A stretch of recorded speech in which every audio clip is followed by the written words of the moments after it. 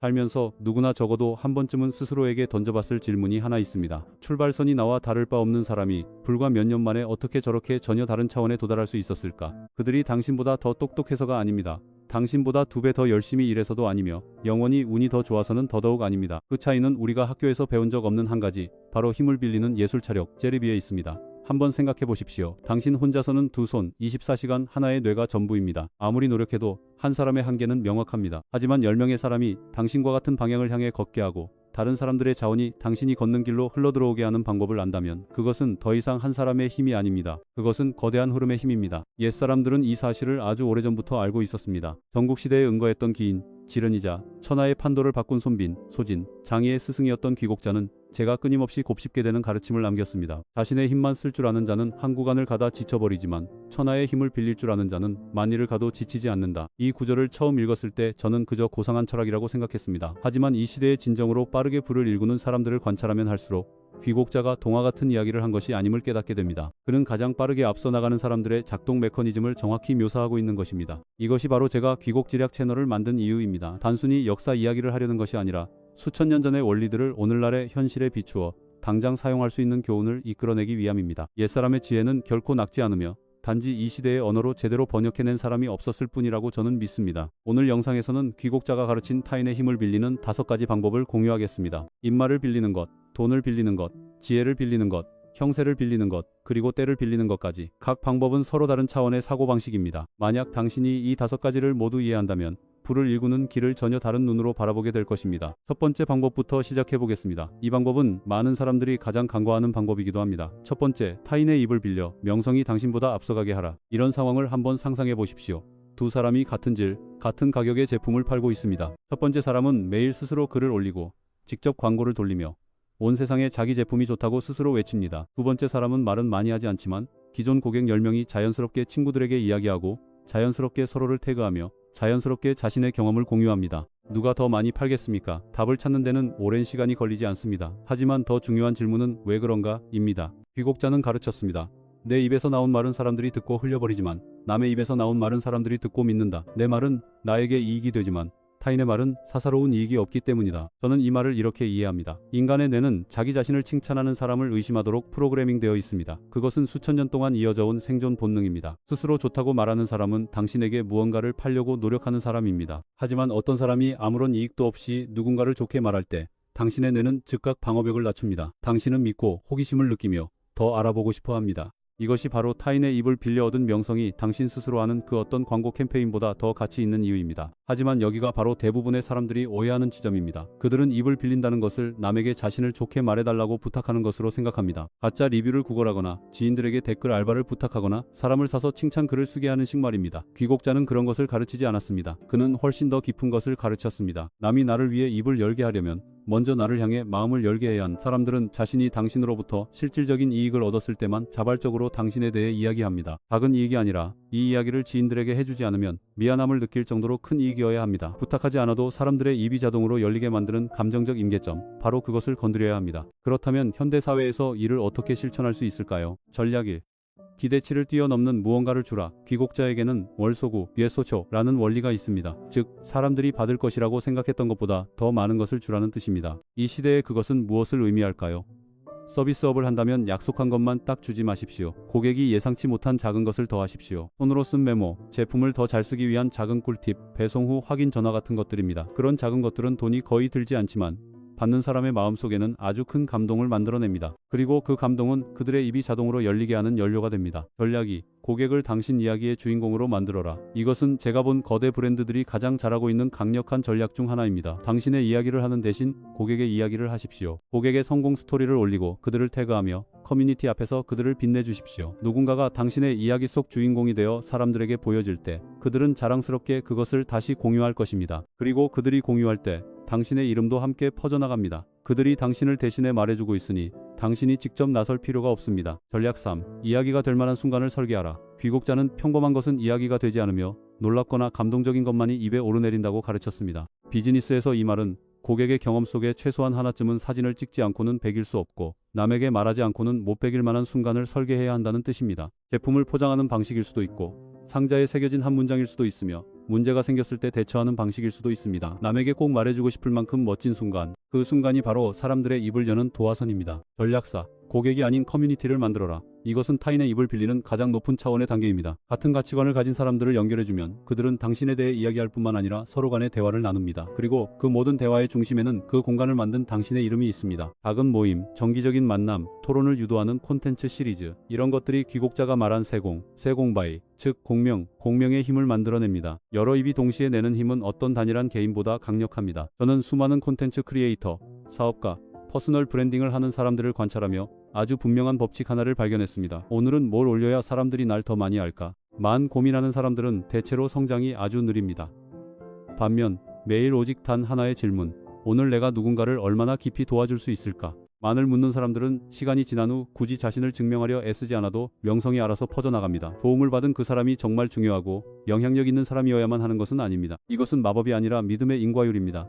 당신이 진심으로 A를 도우면 A는 B에게 이야기합니다. B가 당신을 찾아오고 당신이 B를 진심으로 도우면 B는 C와 D에게 이야기합니다. 그렇게 당신의 명성은 당신보다 먼저 앞서가고 당신은 한 번도 발 디뎌본 적 없는 곳까지 도달하게 됩니다. 다른 사람의 입이 당신을 대신해주고 있으니 모든 곳에 당신이 있을 필요가 없습니다. 귀곡자는 이를 말을 빌려 형세를 만든다. 차은조세, 제엔저세고 불렀습니다. 그렇게 형성된 형세는 한번 만들어지면 당신이 끊임없이 힘을 주입하지 않아도 스스로 굴러가며 커집니다. 그렇다면 어디서부터 시작해야 할까요? 아주 간단합니다. 어떻게 하면 더 유명해질까?를 묻지 마십시오. 어떻게 하면 나를 방금 만난 사람이 다른 사람에게 내 이야기를 안 하고는 못 배기게 만들까? 를 물으십시오. 이 질문에 답할 수 있다면 당신은 귀곡자가 가르친 첫 번째 방법을 이해한 것입니다. 자, 이제 두 번째 방법으로 넘어가겠습니다. 많은 사람들이 들으면 두려워하는 방법이지만 부자들은 손에 쥔 가장 강력한 도구로 여기는 방법입니다. 두 번째, 지혜를 빌려 타인의 빛으로 빠르게 나아가라. 귀곡자는 아주 깊은 통찰이 담긴 말을 남겼습니다. 지혜로운 자는 스스로 횃불을 밝히지 않고 이미 밝혀진 빛 속을 걷는다. 잘 생각해 보십시오. 혼자 열심히 배우려 할수록 모든 것이 더 꼬이는 것 같지 않습니까? 혼자 길을 찾으려 할수록 길을 잃기 쉽습니다. 당신이 부족해서가 아니라 모든 것을 맨바닥에서 혼자 개척하려는 가장 어려운 방식을 택했기 때문입니다. 반면 이 세상 대부분의 길은 이미 누군가가 지나간 길입니다. 당신이 곧 저지를 실수도 이미 누군가가 저질렀습니다. 당신이 애쓰며 찾고 있는 길도 이미 오래전에 누군가가 찾아냈지만 당신은 여전히 처음부터 다시 걷기를 선택하고 있습니다. 그것이 바로 당신이 남들보다 뒤처지는 이유입니다. 귀곡자는 이를 꿰뚫어 보았기에 타인의 지혜를 자신의 지혜로 쓰는 법을 가르쳤습니다. 즉, 당신이 최고가 될 필요는 없습니다. 그저 누구에게 배워야 할지 알면 됩니다. 그것이 바로 지혜를 빌리는 것입니다. 지혜를 빌린다는 것은 맹목적인 모방이 아니라 타인의 기반 위에 서서 더 멀리 나아가는 것입니다. 혼자서 사업을 시작하는 사람은 시장을 이해하는 데 3년에서 5년이 걸릴 수 있습니다. 하지만 먼저 경험한 사람에게 배운다면 그 시간을 단 몇 개월로 단축할 수 있습니다. 그 차이는 근면함에 있는 것이 아니라 혼자 걷고 있는지 아니면 앞서간 사람의 발자취를 따라 걷고 있는지에 있습니다. 하지만 귀곡자는 아주 중요한 한 가지를 경고했습니다. 아무에게나 배워서는 안 된다는 것입니다. 그는 성공하지 못한 자의 말을 듣는 것은 목적지에 도달하지 못한 자를 따라가는 것과 같다고 했습니다. 잘못된 사람에게 배우면 앞으로 나아가는 것이 아니라 오히려 더 빠르게 뒷걸음질 치게 됩니다. 그러니 지혜를 빌릴 때는 반드시 그들의 결과를 보아야 합니다. 이루어낸 사람만이 배울 가치가 있습니다. 말만 번지르르 하고 아무것도 이룬 게 없는 사람의 말은 그저 스쳐가는 바람일 뿐입니다. 오늘날 지혜를 빌리는 것은 결코 어렵지 않습니다. 책과 지식 영상이 널려 있습니다. 하지만 너무 많기 때문에 오히려 함정에 빠지기 쉽습니다. 너무 많이 듣되 선별하지 않는 함정 말입니다. 이 사람에게 조금 듣고 저 사람에게 조금 듣다 보면 결국 머릿속은 지식으로 가득 차지만 두 발은 어느 방향으로 가야 할지 모르게 됩니다. 귀곡자는 아주 분명하게 가르쳤습니다. 한 방향으로 깊이 파고들면 만사에 통하게 된다고 말입니다. 배울 사람을 제대로 선택하고 가야 할 길을 제대로 정했다면 깊게, 그리고 충분히 오래 파고드십시오. 이 산에 서서 저 산을 바라보지 마십시오. 깊이 생각해 볼 만한 비유가 있습니다. 혼자서 헤매는 사람은 여기저기 우물을 파는 것과 같습니다. 곳곳을 조금씩 파보지만 어디서도 물이 나오지 않습니다. 반면 지혜를 빌릴 줄 아는 사람은 한 곳을 아주 깊게 파는 사람과 같아서 조만간 수맥에 닿게 됩니다. 그리고 수맥에 닿았을 때 당신은 깨닫게 될 것입니다. 지혜를 빌린다고 해서 당신이 작아지는 것이 아님을 말입니다. 오히려 그것은 당신을 더 빨리 성장하게 하고 더 높은 곳에 서서 더 멀리 보게 해줍니다. 타인의 기반 위에 섰을 때 당신은 맨바닥에서 시작하는 것이 아니라 그들이 멈춘 곳에서 시작하기 때문입니다. 이것이 바로 두 번째 비밀입니다. 빨리 가는 사람은 남들보다 뛰어나서가 아니라 스스로 길을 찾을 필요가 없기 때문입니다. 지혜를 빌리는 법을 이해했다면 이제 더 높은 차원으로 넘어갈 준비가 된 것입니다. 세 번째, 타인이 당신을 대신해 일하게 하지만 그 결과는 온전히 당신의 것이 되는 것. 바로 힘을 빌리는 방법입니다. 큰일은 결코 혼자서 이룰 수 없습니다. 귀곡자는 아주 직설적인 말을 남겼습니다. 한 사람의 힘으로는 큰 일을 이루기 어렵지만 힘을 합치면 대업을 이룬다. 생각해 보십시오. 당신은 대부분의 시간을 늘 바쁘게 보내고 있지 않습니까? 무슨 일이든 직접 손을 대야 하고 확실하게 하려면 직접 해야 한다고 생각합니다. 당신은 그것이 책임감이고 성실함이라고 생각하지만 일하면 할수록 더 피곤해질 뿐입니다. 아무리 애써도 더 이상 멀리 나아가지 못한다고 느낍니다. 그것은 당신이 약해서가 아니라 잘못된 방법을 쓰고 있기 때문입니다. 한 사람의 힘에는 항상 한계가 있습니다. 하루는 24시간뿐입니다. 아무리 노력해도 시간을 2배로 늘릴 수 없고 두 번째 손을 만들어낼 수도 없습니다. 모든 일을 혼자 다 떠안으려 한다면 조만간 과부하 상태에 빠질 것이고 결과는 결코 노력에 비례하지 않을 것입니다. 귀국자는 이를 꿰뚫어보고 가르쳤습니다. 사람을 적재적소에 쓰면 일은 스스로 이루어진다. 빨리 가는 사람은 가장 많이 일하는 사람이 아니라 언제 직접 일하고 언제 타인에게 맡겨야 할지를 아는 사람입니다. 모든 것을 다 잘할 필요는 없습니다. 그저 각 분야에서 누가 당신보다 뛰어난지만 알면 됩니다. 사업을 잘하는 사람이 직접 회계 업무를 보지 않습니다. 리더십이 뛰어난 사람이 세세한 실무를 하나하나 직접 처리하지 않습니다. 멀리 가는 사람은 모든 짐을 짊어지는 자리가 아니라 조율하는 자리에 설 줄 아는 사람입니다. 하지만 수많은 사람들을 평범함의 늪에 가둬두는 한 가지가 있습니다. 바로 이를 위임하지 못하는 두려움입니다. 그들은 남이 자신만큼 해내지 못할까봐 두려워합니다. 통제력을 잃을까봐 두려워합니다. 자신이 없으면 모든 것이 엉망이 될까봐 두려워합니다. 그래서 그들은 계속해서 모든 것을 혼자 다 해냅니다. 듣기에는 안전해 보이지만 그 안전함이 오히려 그들을 아주 낮은 한계에 묶어둡니다. 당신이 모든 것을 다 할 때 당신은 오직 당신의 힘만큼만 성장할 수 있다는 것을 의미하기 때문입니다. 귀국자는 아주 분명히 말했습니다. 사람을 의심하면 쓰지 말고 썼으면 의심하지 마라.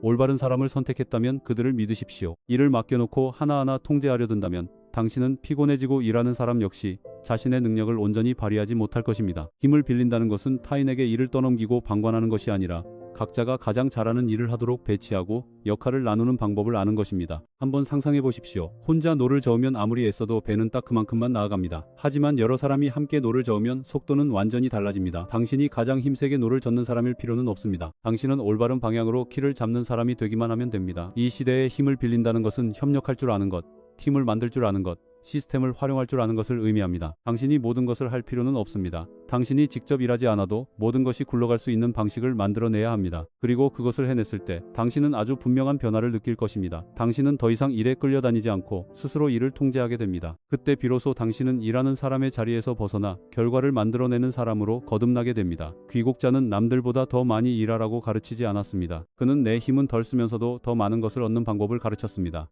지혜를 빌리고 힘을 빌리는 법을 이해했다면 이제 더 높은 차원으로 올라갈 준비가 되었습니다. 인생이 스스로 당신을 앞으로 밀어 올리도록 올바른 흐름 위에 서서 형세를 빌리는 법입니다. 네 번째, 돈을 빌리되 올바르게 쓰는 것입니다. 아주 솔직한 질문 하나로 시작하고 싶습니다.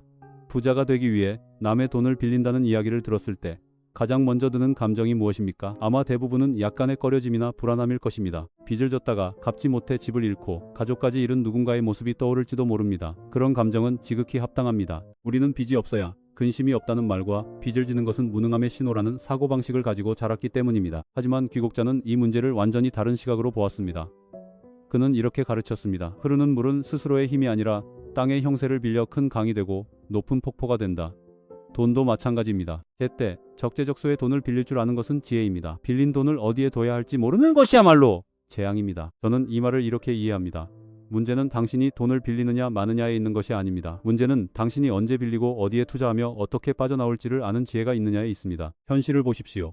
세계에서 가장 큰 기업들은 대부분 타인의 돈으로 세워졌습니다. 창업자의 주머니에서 나온 돈이 아니라 투자자의 돈, 은행의 대출금, 파트너의 자금입니다. 창업자들은 자본을 빌렸기 때문에 가난해진 것이 아닙니다. 오히려 타인의 자본을 활용하여 그들이 빌린 금액의 수십, 수백 배에 달하는 가치를 창출해냈기 때문에 부자가 된 것입니다. 이것이 귀국자가 수천 년 전에 가르친 사고방식이며 이 시대의 부자들이 매일 사용하고 있는 방법입니다. 그렇다면 현대 사회에서 이를 어떻게 실천할 수 있을까요? 전략 1. 출구가 분명히 보일 때만 빌려라. 귀국자에게는 아주 중요한 원칙이 하나 있습니다. 자신에게 명확한 지도가 없다면 결코 타인의 힘을 쓰지 말라는 것입니다. 현실적으로 말해 단 한 푼이라도 빌리기 전에 당신은 이 세 가지 질문에 답할 수 있어야 합니다. 첫째, 이 돈이 어떤 가치를 창출할 것인가? 둘째, 원금 회수에는 얼마나 걸릴 것인가? 셋째, 계획이 실패한다면 어떻게 빠져나올 것인가? 이 세 가지 질문에 명확히 답할 수 없다면 아직 빌릴 때가 아닙니다. 전략 2. 소비가 아닌 자산을 만들기 위해 빌려라. 이것은 부자와 평생 헤매는 사람을 가르는 가장 중요한 경계선입니다. 가치가 떨어지는 것을 사기 위해 대출을 받는 사람은 빚을 짊어지는 것입니다. 반면 돈을 낳는 것을 사기 위해 대출을 받는 사람은 타인의 힘을 빌려 자신을 대신해 일하게 만드는 것입니다. 임대용 주택, 생산설비, 혹은 소득을 2배로 늘려줄 고급 기술 강의 같은 것들은 자본을 빌릴 가치가 있습니다. 하지만 단순한 여행, 최신형 스마트폰, 호화로운 파티 같은 것들은 그렇지 않습니다. 전략 3. 돈이 필요하기 전에 신용을 쌓아라. 귀국자는 현명한 자는 형세가 필요해지기 전에 미리 형세를 구축해둔다고 가르쳤습니다. 자본을 빌리는 데 있어서 이 말은 돈이 전혀 필요하지 않을 때부터 미리 재무적 신용을 쌓아두어야 한다는 뜻입니다. 작은 대출금도 제때 갚으십시오. 작은 거래에서도 약속을 지키십시오. 자원이 있는 사람들의 도움이 필요해지기 전에 그들과 관계를 구축하십시오. 때가 왔을 때 사람들이 당신에게 돈을 빌려주는 이유는 당신이 돈을 필요로 해서가 아니라 당신이 그럴 자격이 있다고 믿기 때문입니다. 저는 돈을 빌리는 것을 두려워하는 것과 돈 빌리는 방법을 아는 것은 완전히 다르다는 것을 깨달았습니다. 돈을 빌리는 것을 두려워하는 사람은 자본이 없어 기회가 지나가는 것을 그저 지켜만 봅니다. 하지만 돈 빌리는 방법을 아는 사람은 자본을 하나의 도구로 봅니다. 마치 목수가 망치를 바라보는 것과 같습니다. 망치 자체는 좋고 나쁨이 없습니다. 좋은지 나쁜지는 그것을 집을 짓는 데 쓰느냐 아니면 마구잡이로 때려 부수는 데 쓰느냐에 달려 있습니다. 귀국자는 무턱대고 돈을 빌리라고 가르친 것이 아닙니다. 타인의 돈이 적절한 장소와 적절한 시기에 놓일 때 당신 자신의 힘보다 훨씬 더 강력하게 당신을 위해 일한다는 것을 깨우쳐 준 것입니다. 그러므로 질문은 돈을 빌려야 하는가가 아닙니다. 더 올바른 질문은 당신은 올바른 방법으로 빌릴 준비가 되었는가? 입니다. 이제 사람들이 흔히 시도하지만 자주 실패하는 5번째 방법. 타인의 시간을 빌려 수확할 올바른 계절을 기다릴 줄 아는 법입니다. 이 시대에 제가 정말 자주 목격하는 부류의 사람들이 있습니다. 그들은 끊임없이 일하고 계속해서 배우며 아주 빠르게 행동합니다. 하지만 결과는 그들이 쏟은 노력에 결코 비례하지 않고 그들은 그 이유조차 알지 못합니다. 귀국자는 그 이유를 알고 있었습니다. 그는 훌륭한 농부는 하늘과 다투지 않는다. 제철에 씨를 뿌리면 한 알의 씨앗이 100알이 되지만 계절을 잘못 맞추어 뿌리면 100알의 씨앗도 결국 빈 껍질이 된다고 가르쳤습니다. 무언가를 이루고자 하는 사람도 마찬가지입니다. 무조건 애쓴다고 되는 것이 아니라 때를 알아야 합니다. 저는 이 말을 이렇게 이해합니다. 자연의 모든 것에는 주기가 있습니다. 씨를 뿌릴 때가 있고 거둘 때가 있으며 땅이 쉬어야 할 때가 있습니다. 현명한 농부는 가장 많이 일하는 사람이 아니라 가장 제때 일하는 사람입니다. 그리고 부를 축적하는 과정에서 인간 역시 이와 다르지 않습니다. 그렇다면 타인의 시간을 빌린다는 것은 무슨 뜻일까요? 이 대목에서 잠시 멈추고 아주 주의 깊게 들어주시기 바랍니다. 앞서간 사람들은 어떤 시장이 떠오르고 있는지, 어떤 비즈니스 모델이 죽어가고 있는지, 어떤 트렌드가 형성되고 있는지를 알아내기 위해 아주 비싼 대가를 치렀습니다. 그들은 실패했고 돈을 잃었으며 그 교훈을 축적하기 위해 엄청난 시간을 잃었습니다. 그리고 그 모든 교훈들이 지금 당신의 눈앞에 있습니다. 그들이 쓴 책 속에, 그들이 나눈 인터뷰 속에, 그들이 공개적으로 인정한 실수들 속에 말입니다. 타인의 시간을 빌린다는 것은 그들의 여정에서 배움을 얻어 그들이 허비한 세월을 반복하지 않고 시장이 무르익은 정확한 시점에 진입하는 것을 의미합니다. 어떤 분야에 뛰어들기 전에 적어도 5년 이상 그 길을 걸어온 사람들을 찾으십시오. 그들을 모방하기 위해서가 아니라 그들이 어디서 넘어졌는지, 언제 돌파구를 찾았는지, 무엇이 그들의 판도를 바꾸었는지 이해하기 위해서입니다. 앞서간 사람의 여정을 꼼꼼히 읽어보는 단 하룻밤의 시간이 1년 내내 잘못된 길을 걷는 것을 막아줄 수 있습니다. 그것이 오늘 당장 실천할 수 있는 가장 비용이 적게 들고 가장 현명하게 시간을 빌리는 방법입니다. 하지만 앞서간 사람에게서 배우는 것뿐만 아니라 주기를 읽는 법도 배워야 합니다. 귀국자는 모든 사람이 어떤 기회를 알아볼 때면 그 기회는 보통 이미 정점을 지난 후다라고 가르쳤습니다. 시간을 잘 빌리는 사람은 대중보다 한 박자 일찍 주기를 봅니다. 그들은 유행을 쫓아가지 않고 그 트렌드가 어느 단계에 있는지 관찰합니다. 이제 막 형성되는 중인지, 폭발하고 있는지, 아니면 곧 포화 상태에 이를지 말입니다. 그리고 그들은 너무 빠르지도 너무 늦지도 않은 아주 정확한 시점에 진입합니다. 이것은 타고난 능력이 아니라 오랜 시간에 걸쳐 연마된 관찰의 기술입니다. 그러나 올바른 때를 기다린다는 말을 들었을 때 많은 사람들이 오해하는 것이 한 가지 있습니다. 그들은 때를 기다린다는 것을 아무것도 하지 않고 하늘이 내려주기만을 기다리는 것으로 착각합니다. 귀국자는 그렇게 가르치지 않았습니다. 농부는 겨울에 벼를 베러 들판에 나가지 않지만 여전히 씨앗을 준비하고 농기구를 고치며 땅을 다듬습니다. 봄이 오면 즉시 시작할 수 있도록 말입니다. 당신도 마찬가지입니다. 아직 당신의 때가 아닐 때는 그 시간을 이용해 기술을 축적하고 관계를 맺고 자원을 준비하십시오. 마침내 때가 왔을 때 처음부터 다시 워밍업할 필요 없이 곧바로 치고 나가 실행할 수 있도록 말입니다. 저는 한때 가장 빨리 행동하는 사람이 승자라고 생각했습니다.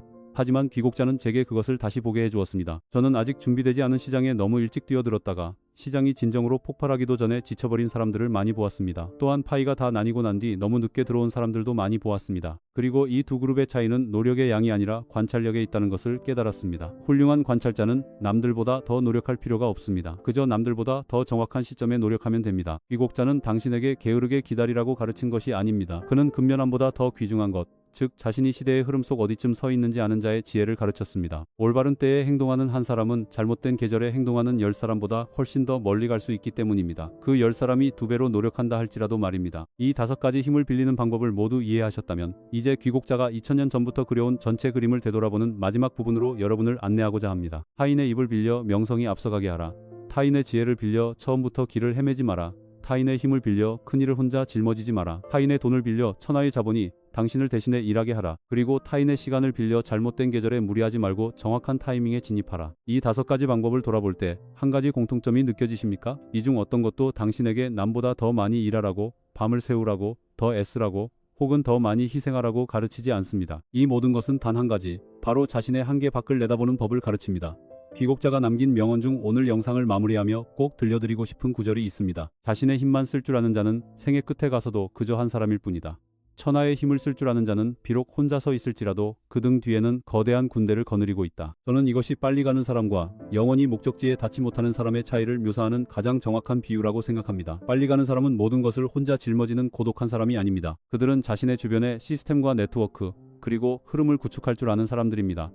그래서 그들이 발걸음을 떼면 그 모든 것들이 함께 움직이도록 만듭니다. 이 영상이 끝난 후 여러분이 꼭 가져가셨으면 하는 것은 5가지의 이름을 외우는 것이 아닙니다. 제가 여러분이 가져가길 바라는 것은 매일 아침 눈을 뜰 때 스스로에게 던질 단 하나의 질문입니다. 오늘 나는 혼자서 힘을 쓰고 있는가?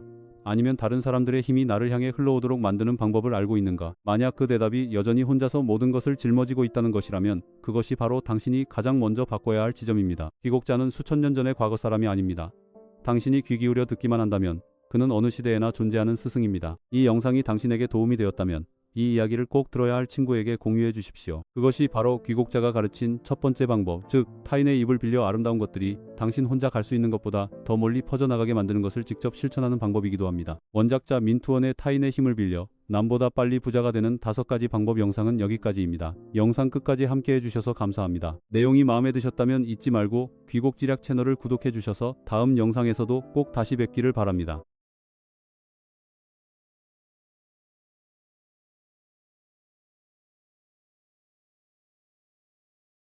살면서 누구나 적어도 한 번쯤은 스스로에게 던져봤을 질문이 하나 있습니다. 출발선이 나와 다를 바 없는 사람이 불과 몇 년 만에 어떻게 저렇게 전혀 다른 차원에 도달할 수 있었을까? 그들이 당신보다 더 똑똑해서가 아닙니다. 당신보다 2배 더 열심히 일해서도 아니며 영원히 운이 더 좋아서는 더더욱 아닙니다. 그 차이는 우리가 학교에서 배운 적 없는 한 가지, 바로 힘을 빌리는 예술차력, 제리비에 있습니다. 한번 생각해 보십시오. 당신 혼자서는 두 손, 24시간 하나의 뇌가 전부입니다. 아무리 노력해도 한 사람의 한계는 명확합니다. 하지만 10명의 사람이 당신과 같은 방향을 향해 걷게 하고 다른 사람들의 자원이 당신이 걷는 길로 흘러들어오게 하는 방법을 안다면 그것은 더 이상 한 사람의 힘이 아닙니다. 그것은 거대한 흐름의 힘입니다. 옛사람들은 이 사실을 아주 오래전부터 알고 있었습니다. 전국시대에 은거했던 기인, 지른이자 천하의 판도를 바꾼 손빈, 소진, 장이의 스승이었던 귀곡자는 제가 끊임없이 곱씹게 되는 가르침을 남겼습니다. 자신의 힘만 쓸 줄 아는 자는 한 구간을 가다 지쳐버리지만 천하의 힘을 빌릴 줄 아는 자는 만일을 가도 지치지 않는다. 이 구절을 처음 읽었을 때 저는 그저 고상한 철학이라고 생각했습니다. 하지만 이 시대의 진정으로 빠르게 불을 일구는 사람들을 관찰하면 할수록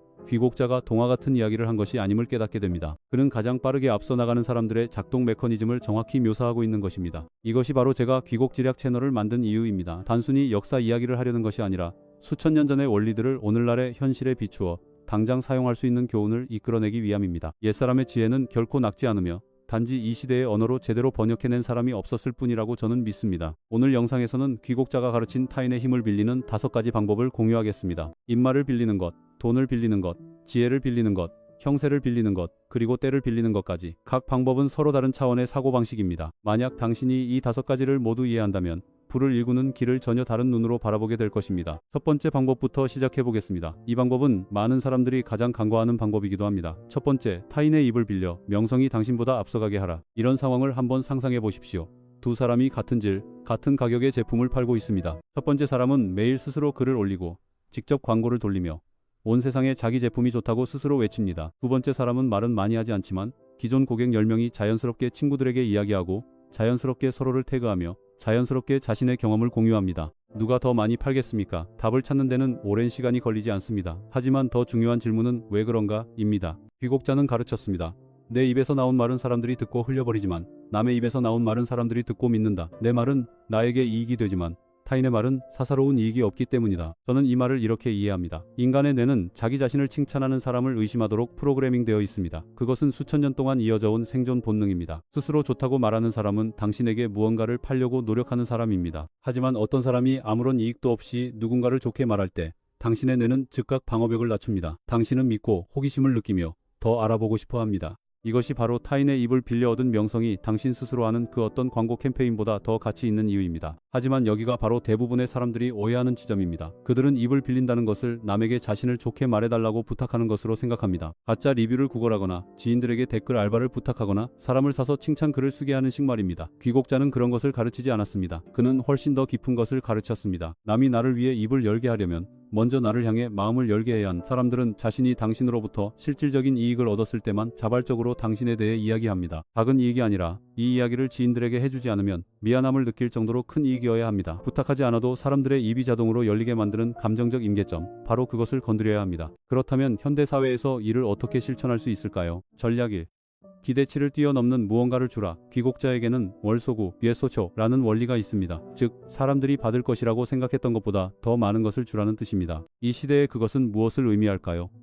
서비스업을 한다면 약속한 것만 딱 주지 마십시오. 고객이 예상치 못한 작은 것을 더하십시오. 손으로 쓴 메모, 제품을 더 잘 쓰기 위한 작은 꿀팁, 배송 후 확인 전화 같은 것들입니다. 그런 작은 것들은 돈이 거의 들지 않지만 받는 사람의 마음속에는 아주 큰 감동을 만들어냅니다. 그리고 그 감동은 그들의 입이 자동으로 열리게 하는 연료가 됩니다. 전략 2. 고객을 당신 이야기의 주인공으로 만들어라. 이것은 제가 본 거대 브랜드들이 가장 잘하고 있는 강력한 전략 중 하나입니다. 당신의 이야기를 하는 대신 고객의 이야기를 하십시오. 고객의 성공 스토리를 올리고 그들을 태그하며 커뮤니티 앞에서 그들을 빛내주십시오. 누군가가 당신의 이야기 속 주인공이 되어 사람들에게 보여질 때 그들은 자랑스럽게 그것을 다시 공유할 것입니다. 그리고 그들이 공유할 때 당신의 이름도 함께 퍼져나갑니다. 그들이 당신을 대신해 말해주고 있으니 당신이 직접 나설 필요가 없습니다. 전략 3. 이야기가 될 만한 순간을 설계하라. 귀곡자는 평범한 것은 이야기가 되지 않으며 놀랍거나 감동적인 것만이 입에 오르내린다고 가르쳤습니다. 비즈니스에서 이 말은 고객의 경험 속에 최소한 하나쯤은 사진을 찍지 않고는 배길 수 없고 남에게 말하지 않고는 못 배길 만한 순간을 설계해야 한다는 뜻입니다. 제품을 포장하는 방식일 수도 있고 상자에 새겨진 한 문장일 수도 있으며 문제가 생겼을 때 대처하는 방식일 수도 있습니다. 남에게 꼭 말해주고 싶을 만큼 멋진 순간, 그 순간이 바로 사람들의 입을 여는 도화선입니다. 전략 4. 고객이 아닌 커뮤니티를 만들어라. 이것은 타인의 입을 빌리는 가장 높은 차원의 단계입니다. 같은 가치관을 가진 사람들을 연결해주면 그들은 당신에 대해 이야기할 뿐만 아니라 서로 간의 대화를 나눕니다. 그리고 그 모든 대화의 중심에는 그 공간을 만든 당신의 이름이 있습니다. 작은 모임, 정기적인 만남, 토론을 유도하는 콘텐츠 시리즈, 이런 것들이 귀곡자가 말한 세공바이, 즉 공명의 힘을 만들어냅니다. 여러 입이 동시에 내는 힘은 어떤 단일한 개인보다 강력합니다. 저는 수많은 콘텐츠 크리에이터, 사업가, 퍼스널 브랜딩을 하는 사람들을 관찰하며 아주 분명한 법칙 하나를 발견했습니다. 오늘은 뭘 올려야 사람들이 날 더 많이 알까? 만 고민하는 사람들은 대체로 성장이 아주 느립니다. 반면 매일 오직 단 하나의 질문, 오늘 내가 누군가를 얼마나 깊이 도와줄 수 있을까? 만을 묻는 사람들은 시간이 지난 후 굳이 자신을 증명하려 애쓰지 않아도 명성이 알아서 퍼져나갑니다. 도움을 받은 그 사람이 정말 중요하고 영향력 있는 사람이어야만 하는 것은 아닙니다. 이것은 마법이 아니라 믿음의 인과율입니다. 당신이 진심으로 A를 도우면 A는 B에게 이야기합니다. B가 당신을 찾아오고 당신이 B를 진심으로 도우면 B는 C와 D에게 이야기합니다. 그렇게 당신의 명성은 당신보다 먼저 앞서가고 당신은 한 번도 발 디뎌본 적 없는 곳까지 도달하게 됩니다. 다른 사람의 입이 당신을 대신해주고 있으니 모든 곳에 당신이 있을 필요가 없습니다. 귀곡자는 이를 말을 빌려 형세를 만든다. 차은조세, 제옌조세고 불렀습니다. 그렇게 형성된 형세는 한번 만들어지면 당신이 끊임없이 힘을 주입하지 않아도 스스로 굴러가며 커집니다. 그렇다면 어디서부터 시작해야 할까요? 아주 간단합니다. 어떻게 하면 더 유명해질까?를 묻지 마십시오. 어떻게 하면 나를 방금 만난 사람이 다른 사람에게 내 이야기를 안 하고는 못 배기게 만들까? 를 물으십시오. 이 질문에 답할 수 있다면 당신은 귀곡자가 가르친 첫 번째 방법을 이해한 것입니다. 자, 이제 두 번째 방법으로 넘어가겠습니다. 많은 사람들이 들으면 두려워하는 방법이지만 부자들은 손에 쥔 가장 강력한 도구로 여기는 방법입니다. 두 번째, 지혜를 빌려 타인의 빛으로 빠르게 나아가라. 귀곡자는 아주 깊은 통찰이 담긴 말을 남겼습니다. 지혜로운 자는 스스로 횃불을 밝히지 않고 이미 밝혀진 빛 속을 걷는다. 잘 생각해 보십시오. 혼자 열심히 배우려 할수록 모든 것이 더 꼬이는 것 같지 않습니까? 혼자 길을 찾으려 할수록 길을 잃기 쉽습니다. 당신이 부족해서가 아니라 모든 것을 맨바닥에서 혼자 개척하려는 가장 어려운 방식을 택했기 때문입니다. 반면 이 세상 대부분의 길은 이미 누군가가 지나간 길입니다. 당신이 곧 저지를 실수도 이미 누군가가 저질렀습니다. 당신이 애쓰며 찾고 있는 길도 이미 오래전에 누군가가 찾아냈지만 당신은 여전히 처음부터 다시 걷기를 선택하고 있습니다. 그것이 바로 당신이 남들보다 뒤처지는 이유입니다. 귀곡자는 이를 꿰뚫어 보았기에 타인의 지혜를 자신의 지혜로 쓰는 법을 가르쳤습니다. 즉, 당신이 최고가 될 필요는 없습니다. 그저 누구에게 배워야 할지 알면 됩니다. 그것이 바로 지혜를 빌리는 것입니다. 지혜를 빌린다는 것은 맹목적인 모방이 아니라 타인의 기반 위에 서서 더 멀리 나아가는 것입니다. 혼자서 사업을 시작하는 사람은 시장을 이해하는데 3년에서 5년이 걸릴 수 있습니다. 하지만 먼저 경험한 사람에게 배운다면 그 시간을 단 몇 개월로 단축할 수 있습니다. 그 차이는 근면함에 있는 것이 아니라 혼자 걷고 있는지 아니면 앞서간 사람의 발자취를 따라 걷고 있는지에 있습니다. 하지만 귀곡자는 아주 중요한 한 가지를 경고했습니다. 아무에게나 배워서는 안 된다는 것입니다. 그는 성공하지 못한 자의 말을 듣는 것은 목적지에 도달하지 못한 자를 따라가는 것과 같다고 했습니다. 잘못된 사람에게 배우면 앞으로 나아가는 것이 아니라 오히려 더 빠르게 뒷걸음질 치게 됩니다. 그러니 지혜를 빌릴 때는 반드시 그들의 결과를 보아야 합니다. 이루어낸 사람만이 배울 가치가 있습니다. 말만 번지르르 하고 아무것도 이룬 게 없는 사람의 말은 그저 스쳐가는 바람일 뿐입니다. 오늘날 지혜를 빌리는 것은 결코 어렵지 않습니다. 책과 지식 영상이 널려 있습니다.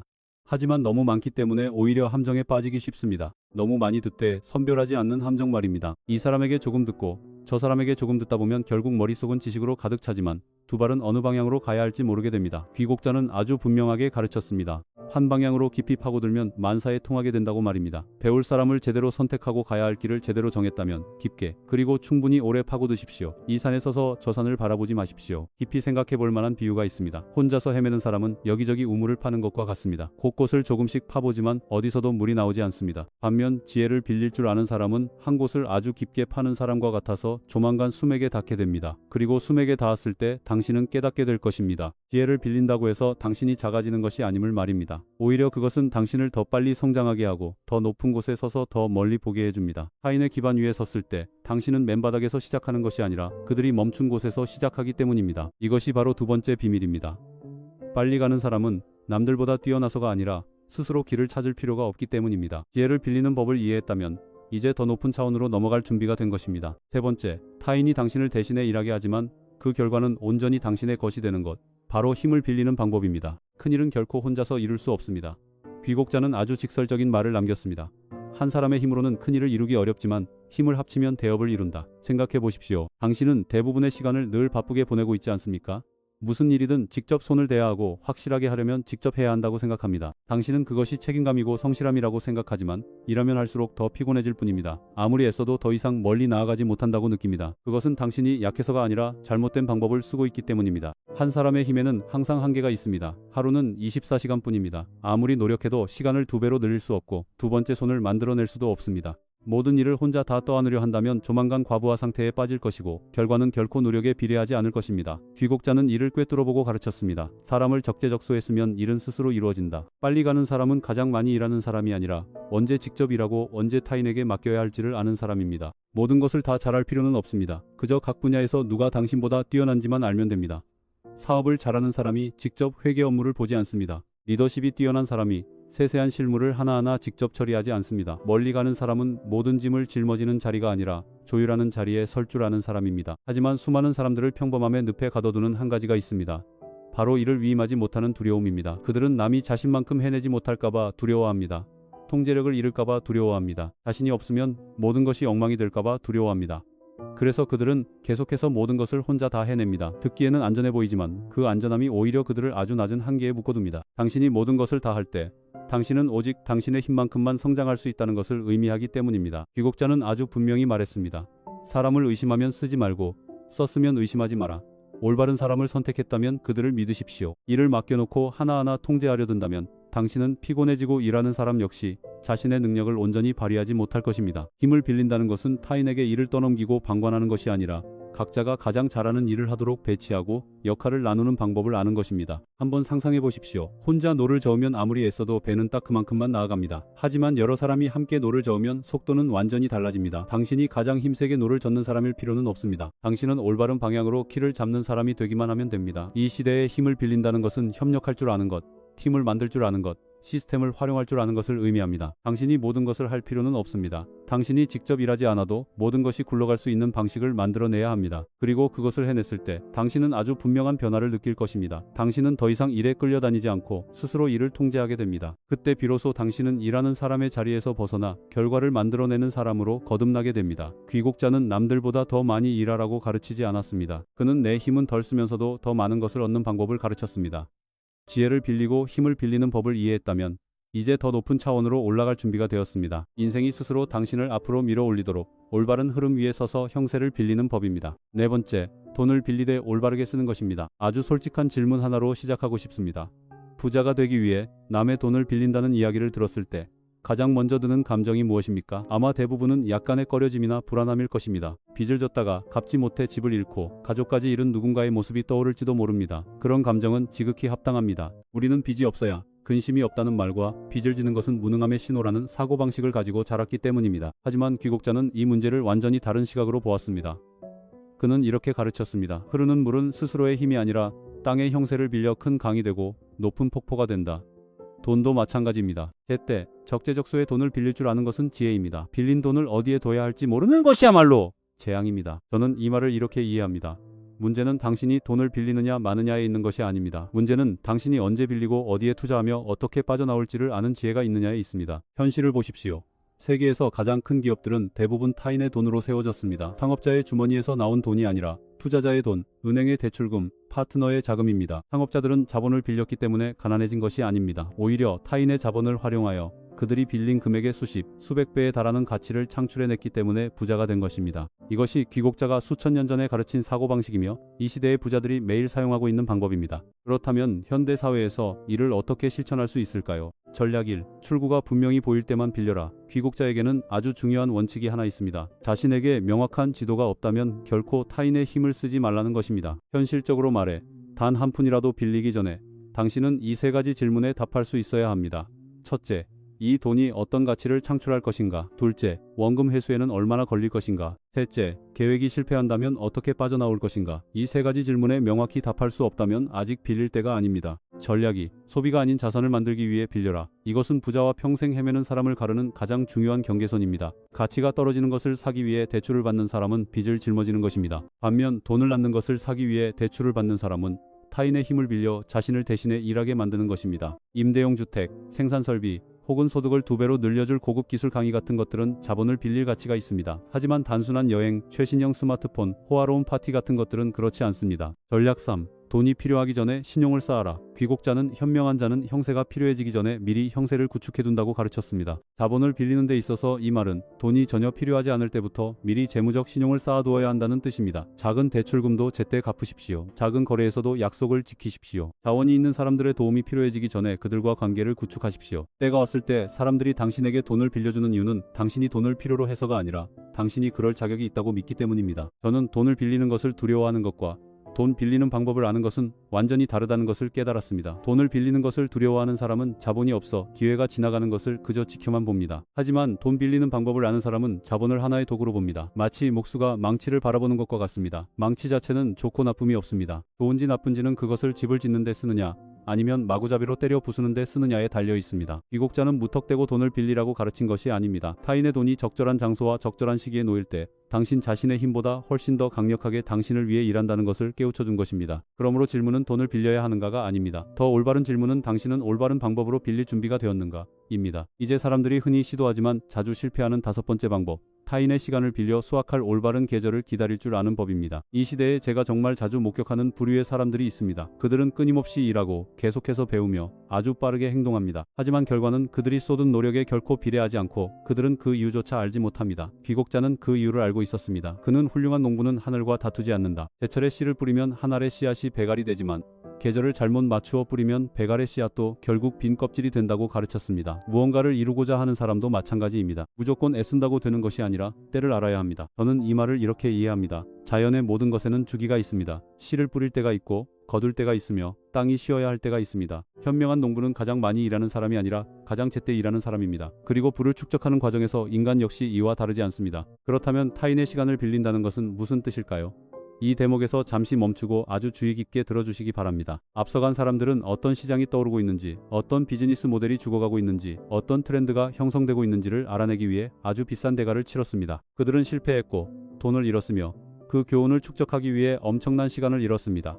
그리고 그 모든 교훈들이 지금 당신의 눈앞에 있습니다. 그들이 쓴 책 속에, 그들이 나눈 인터뷰 속에, 그들이 공개적으로 인정한 실수들 속에 말입니다. 타인의 시간을 빌린다는 것은 그들의 여정에서 배움을 얻어 그들이 허비한 세월을 반복하지 않고 시장이 무르익은 정확한 시점에 진입하는 것을 의미합니다. 어떤 분야에 뛰어들기 전에 적어도 5년 이상 그 길을 걸어온 사람들을 찾으십시오. 그들을 모방하기 위해서가 아니라 그들이 어디서 넘어졌는지, 언제 돌파구를 찾았는지, 무엇이 그들의 판도를 바꾸었는지 이해하기 위해서입니다. 앞서간 사람의 여정을 꼼꼼히 읽어보는 단 하룻밤의 시간이 1년 내내 잘못된 길을 걷는 것을 막아줄 수 있습니다. 그것이 오늘 당장 실천할 수 있는 가장 비용이 적게 들고 가장 현명하게 시간을 빌리는 방법입니다. 하지만 앞서간 사람에게서 배우는 것뿐만 아니라 주기를 읽는 법도 배워야 합니다. 귀국자는 모든 사람이 어떤 기회를 알아볼 때면 그 기회는 보통 이미 정점을 지난 후다라고 가르쳤습니다. 시간을 잘 빌리는 사람은 대중보다 한 박자 일찍 주기를 봅니다. 그들은 유행을 쫓아가지 않고 그 트렌드가 어느 단계에 있는지 관찰합니다. 이제 막 형성되는 중인지, 폭발하고 있는지, 아니면 곧 포화 상태에 이를지 말입니다. 그리고 그들은 너무 빠르지도 너무 늦지도 않은 아주 정확한 시점에 진입합니다. 이것은 타고난 능력이 아니라 오랜 시간에 걸쳐 연마된 관찰의 기술입니다. 그러나 올바른 때를 기다린다는 말을 들었을 때 많은 사람들이 오해하는 것이 한 가지 있습니다. 그들은 때를 기다린다는 것을 아무것도 하지 않고 하늘이 내려주기만을 기다리는 것으로 착각합니다. 귀국자는 그렇게 가르치지 않았습니다. 농부는 겨울에 별을 베러 들판에 나가지 않지만 여전히 씨앗을 준비하고 농기구를 고치며 땅을 다듬습니다. 봄이 오면 즉시 시작할 수 있도록 말입니다. 당신도 마찬가지입니다. 아직 당신의 때가 아닐 때는 그 시간을 이용해 기술을 축적하고 관계를 맺고 자원을 준비하십시오. 마침내 때가 왔을 때 처음부터 다시 워밍업할 필요 없이 곧바로 치고 나가 실행할 수 있도록 말입니다. 저는 한때 가장 빨리 행동하는 사람이 승자라고 생각했습니다.